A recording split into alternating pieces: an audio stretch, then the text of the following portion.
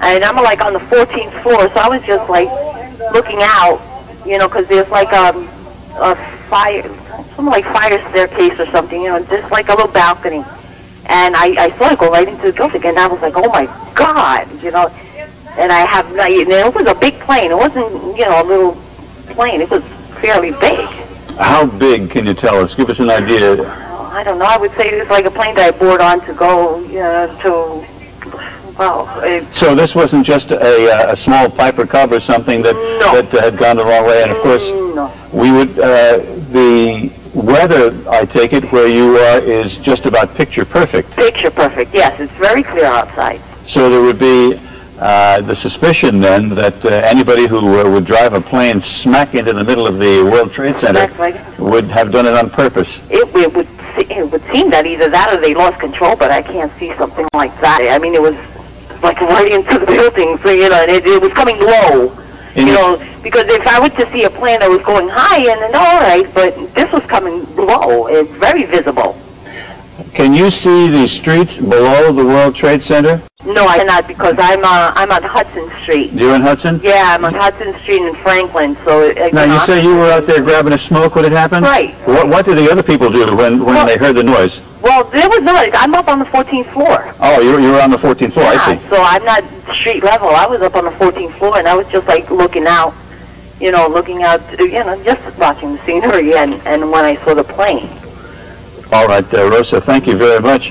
Talking with eyewitness Rosa Cardona Rivera on the 14th floor of a building very close to the World Trade Center in Lower Manhattan. And once again, Dick Oliver was on the scene down at City Hall reporting to us.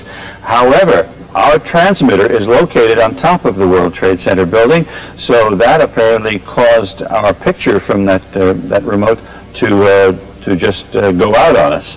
But once again, yes? I was just saying, I can imagine what the people there must be going through, given what happened there a decade ago. Mm.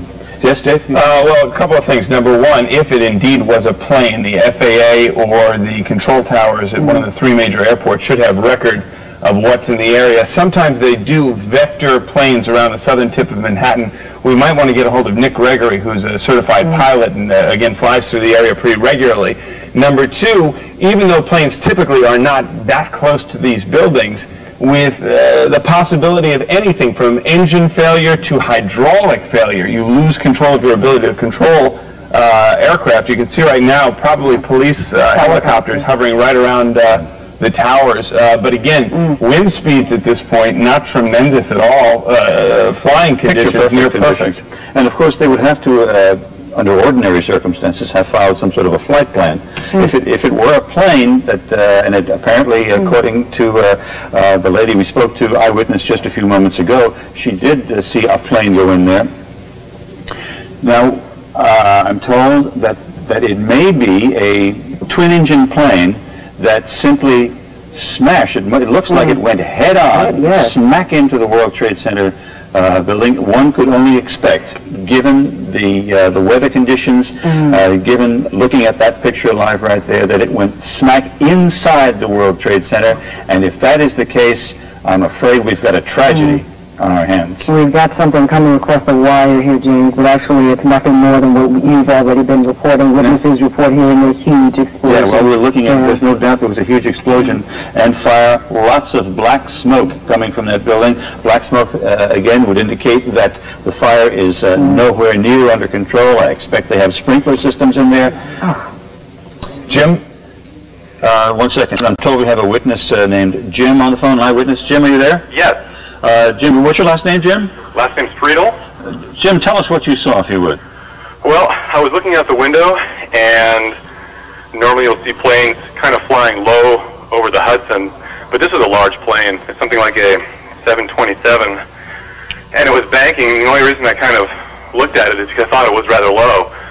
Banking very hard, and then it just drove right through the World Trade Center tower. What's your vantage point there, Jim? I'm actually across the Hudson in Hoboken, but I have a clear view right at the World Trade Towers. Now, it did seem to you that it was done on purpose? You know, I don't know if I can say that, but it was odd type of turn. It was headed directly at the building. So whether that was on purpose or not, I can't tell. I don't know if he was trying to avoid or they were headed for it. Describe that turn for us. Was it particularly heavily banked? It was pretty heavily banked. Maybe 45 degrees. Again, hard to tell. It was kind of unremarkable because you do see planes fly through here. It was a large plane, like a 727, and that's the only reason I kept looking. And then it went right into the building. I just thought it was going to follow the river and keep on going, but it didn't. Now, after the plane struck the building, from your vantage point, it apparently went directly inside. That's correct. And if that's the case, my goodness. Yeah, actually, as the impact occurred, you could see debris flying out the other side. So it apparently went right through the. We're looking at a live picture of the building right now, Jim. And what would you say that would be at the 90th floor or so? Yeah, I can't tell if it went right through, but certainly debris was shot out the other side of the building. Did you hear anything when it took place? Did you hear the crash? Yes, I did. In terms of anything beforehand, though, no. I mean, I couldn't tell if the plane was in distress or anything like that, but certainly when it hit, there was a large explosion, and again, you had smoke and debris coming out the other side as well. All right, Jim, thank you very much. I've been talking to Jim Friedel, eyewitness who witnessed the crash from Hoboken. Thank you, Jim, very much for giving us what you saw and heard.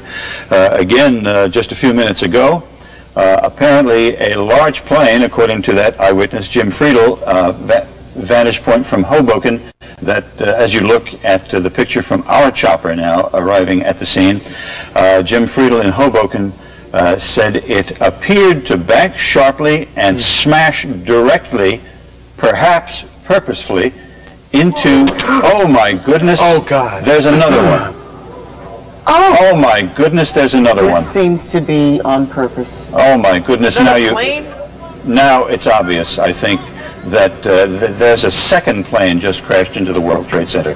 I think we have a terrorist act of proportions that we cannot begin to imagine at this juncture. Oh my God. My goodness. A second plane now has crashed into the other tower of the World Trade Center.